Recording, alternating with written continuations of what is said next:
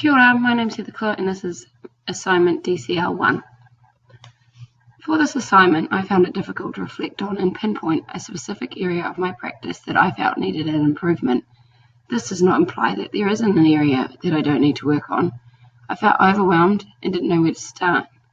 So I looked at what was happening in my classroom and asked my students for feedback. Here's what they said.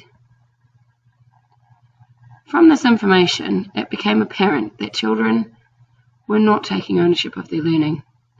They were seeing their school day as a set of experiences, things they just had to do, not as opportunities for learning. When unpacking this issue further, I realised that it went deeper than just my students. It's me too. Am I making the learning process explicit enough for them? Are they reflecting on their learning? Am I reflecting on my practice? Do they have student agency? Costa and Kluit, 2008, suggests that for most of us, we simply view our life experiences as being single, isolated moments that don't relate to one another. They are simply experiences. We don't seem to see them as learning opportunities. Well, I don't want my students to see their experiences as learning opportunities. I want them to develop the habit of linking and making meaning from their experiences, and to do this, they need the chance to reflect. Part of reflecting is being able to apply what has been learnt to context beyond the original situations. That being said, my students need to be explicitly aware and actively involved in the process of constructing knowledge. The 21st Century Learning Design article states, knowledge construction happens when students do more than reproduce what they have learned. They go beyond reproduction to generate ideas and understandings that are new to them.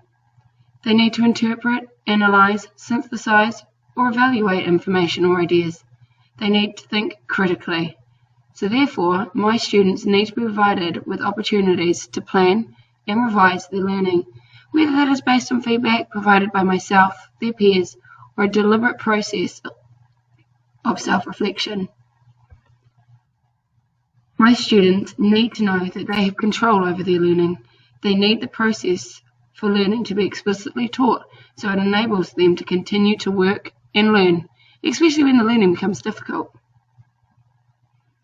The TKA website states self-assessment and reflection against learning goals allow students to take ownership of their learning. In partnership with the teacher, students are working towards becoming self-managing and self-regulated.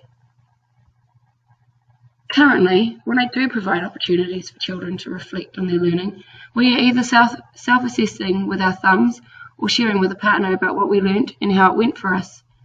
When having learning conversations with my students, I felt I tended to dominate the conversation and I was putting words into their mouths.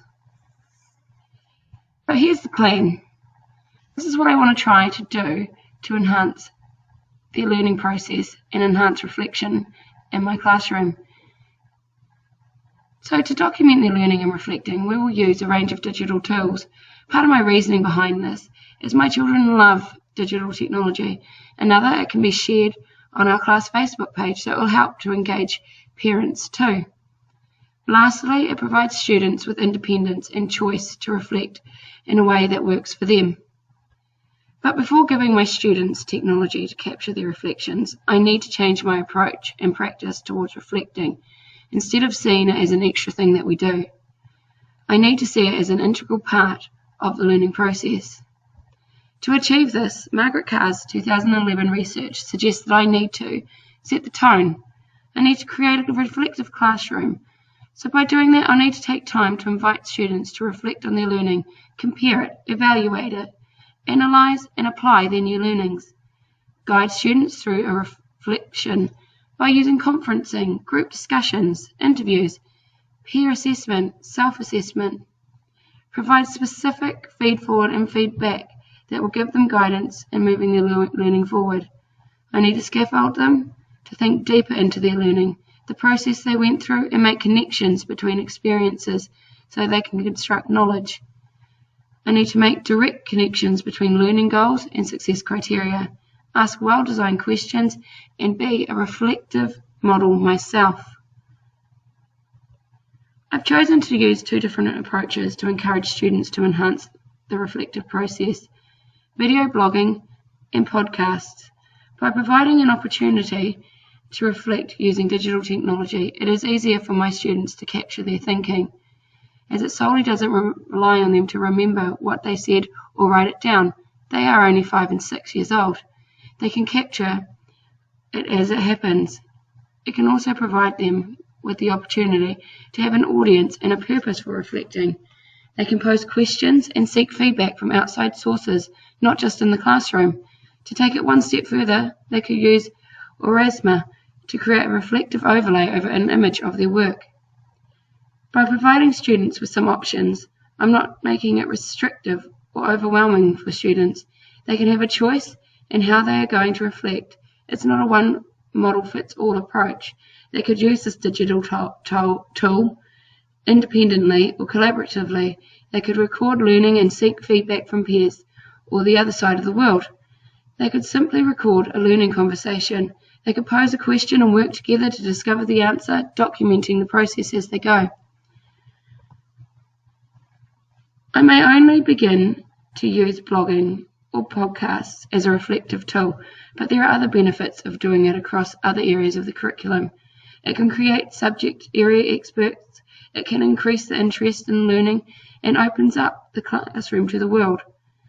The process of bringing this tool into my classroom is changing my beliefs about my practice and how I do things. I'm starting to see how digital technology can enhance the teaching and learning if used effectively. So how can one tool impact learning so greatly? Well, I can't wait to discover how this goes.